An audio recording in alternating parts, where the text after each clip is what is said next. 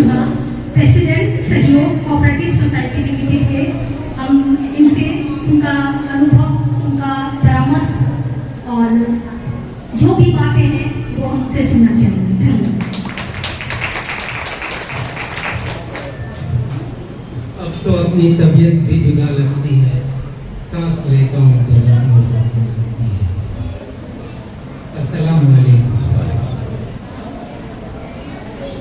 आप सबको international piece day की मुबारकबाद।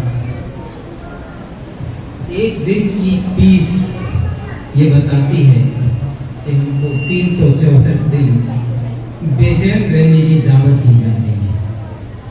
अल्लाह न करे ऐसा। बहरहाल हम इंटरनेशनल पीस डे पे एक्चुअली इसी पीस को समझने की कोशिश करेंगे। हम इंसान हैं, मुसलमान हैं, इस्लाम को मानते हैं, ज़्यादातर लोग यहाँ पर।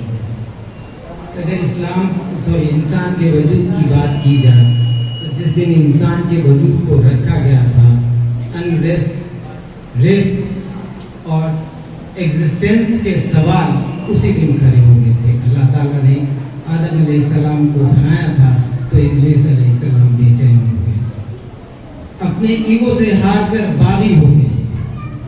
बदले में उन्होंने आदम अलैहिस्सलाम को बागी बनाया और फाइनली उनको दुनिया में क़याम करने के हुक्म नाज़िल हुआ। अल्लाह ने कहा, जाओ दुनिया में जद्दोजहद करो अपने जिंदा रहने की। और वो दिन था और आज का दिन है, हम रोज जद्दोजहद कर रहे हैं जिंदा रहने के लिए। पहली लड़ाई हमारी शुरू होती है हमारे जमीन पे आने से, अपनी भूख मिटाने से, शिकार करने से, शिकार होने से बचने के लिए। वो हमारा लड़ाई कहलाता है वार ऑफ एग्जिस्टेंस, कि हम शिकार करके अपनी भूख मिटा लेते हैं तो जिंदा रह लेते हैं, शिकार हो लेते हैं तो खत्म हो जाते हैं। हम आपको बताना ये चाह रहे हैं कि हम इंसान हैं, हम जद्दोजहद के लिए बने हैं। हमारे पास न कल सुकून था, न आज सुकून है और न कल सुकून होगा। बहरहाल उस जंगल के दौर से रेंगते रेंगते इंसान सिविलाइजेशन के दौर में आ गया और फिर से ये जंग जारी रही, क्योंकि जंग हमारी फितरत है, रिफ्ट हमारा फितरत है, जद्दोजहद हमारी फितरत है। फिर से हम एक बार जंग में मुब्तला हो गए, वार ऑफ सिविलाइजेशन।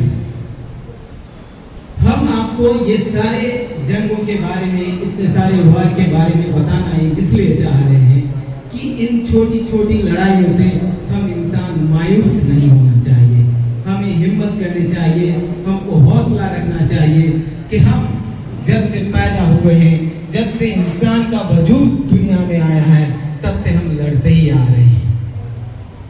सिविलाइजेशन की जंग हमने कितनी लड़ी है, अगर उनकी बात करें हम तो शायद एक एक जंग एक दिन नहीं, एक महीने नहीं, एक साल नहीं, एक डिकेड नहीं, सदियों चली है। 700 साल तक हमने लड़ाई लड़ी है।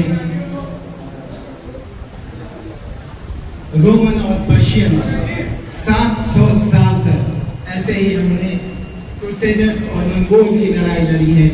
ये हमारी वार ऑफ सिविलाइजेशन की थी। इसमें हमने इतने लोग मारे हैं, इतनी इंसानियत को लहूलुहान किया है कि शायद हम उंगलियों पे गिन न सके। इस इंसानियत की हिफाजत के लिए अब एक नया पहलू जुड़ता है, जिसको हम धर्म कहते हैं, रिलीजन कहते हैं, मजहब कहते हैं। इंसानियत की हिफाजत के लिए एक नया कह लीजिए कि हमारे लिए आयाम आया कि हम धार्मिक हो गए, धर्म में आकर इंसानियत को बचाने की जद्दोजहद शुरू। लेकिन हम इंसान जो जन्म के आदी थे, हमने फिर से एक नया लबादा पहना। जो धर्म, जो रिलीजन, जो मजहब हमारी हिफाजत के लिए आया था, हम अपनी फितरत से बाज आए बगैर हम उस धर्म और हम उस रिलीजन की हिफाजत करने लग गए और हमने वो आतंक मचाया कि इंसानियत फिर से एक बार शर्मसार होगी।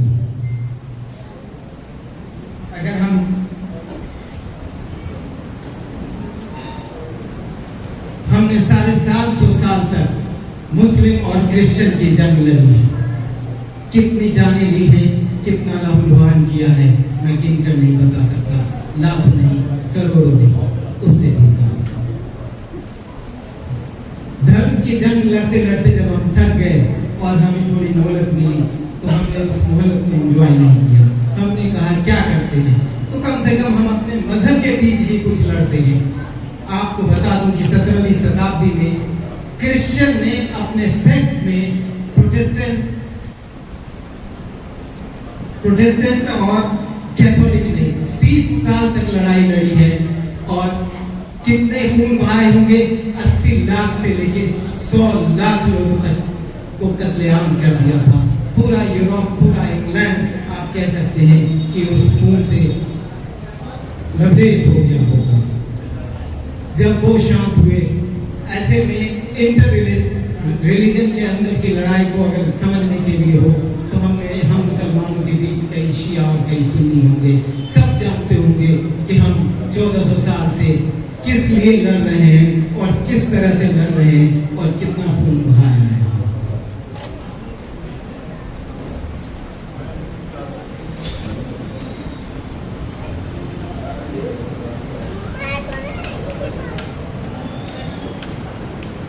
War of resources and territory।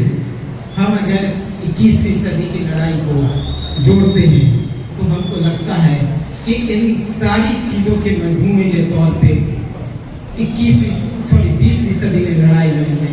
जिस 20वीं सदी की लड़ाई में हमने 12 से 15 करोड़ लोग मार दिए हैं। सिर्फ 100 साल में 12 से 15 करोड़ लोग हमने बहुत सारे वजूहात से मारे हैं। उसमें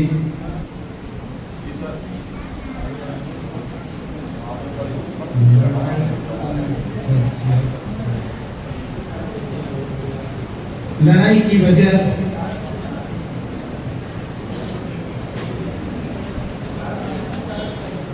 लड़ाई की बहुत सारी वजहें हो सकती हैं, लेकिन अगर हम 21वीं सदी की लड़ाई की बात करें जिसमें हम अभी जी रहे हैं, तो हमको लगता है कि 20वीं सदी के इस 12 से 15 करोड़ कत्ल के बदले में शायद हमने ऐसी कोई बहुत बड़े लक्ष्य हासिल नहीं किया है। उसकी वाहिद वजह यह है कि आज हमारी लड़ाई बदल चुकी है।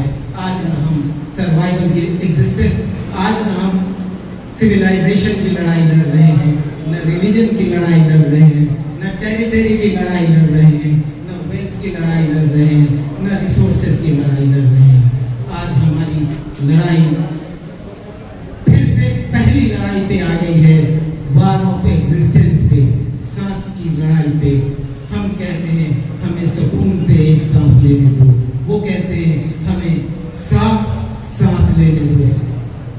पॉल्यूशन, इसको हम समझने के लिए बहुत 5 मिनट का और वक्त लूंगा।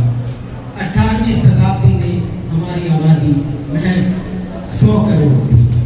19वीं शताब्दी में हमारी आबादी सिर्फ 200 करोड़, मतलब 100 साल में हम सिर्फ 2 गुने हो पाए थे। 20वीं सदी से पार कर 21वीं सदी के हम 1 क्वार्टर में हैं और हमने अपनी आबादी कितनी कर ली है, शायद आपको हैरत होगी जानकर कि हम 800 प्लस करोड़ हैं। इसकी वजह से जो हमको परेशानी हो रही है, deforestation, global warming, loss of biodiversity और फाइनली पॉल्यूशन। इस पॉल्यूशन की लड़ाई को अगर मैं समझाने की कोशिश करूं तो दुनिया से 2 भाग में बढ़ती है। एक वो जो दुनिया के मालिक बने बैठे हैं, जिनका कहना है कि आप ऑक्सीजन लेते हैं और कार्बन डाइऑक्साइड छोड़ते हैं। जमीन से उगाकर मिट्टी में मिलाने तक आप दुनिया में जितना कार्बन ऐड करते हैं, उस ना तो आपके छोड़े हुए कार्बन डाइऑक्साइड को वो बर्दाश्त करने के लिए तैयार करते हैं और ना वो आपके कार्बन के एडिशन को बर्दाश्त करने के लिए तैयार है। वो दुनिया को बचाने के लिए चाहते हैं कि दुनिया की आबादी कम हो जाए। ये लड़ाई सिर्फ इसलिए है कि वो चाहते हैं कि धरती उनकी है और धरती को बचाया जाए। धरती की आबादी को 800 करोड़ से 400 करोड़, 300 करोड़, 200 करोड़ तक किस तरह से लाया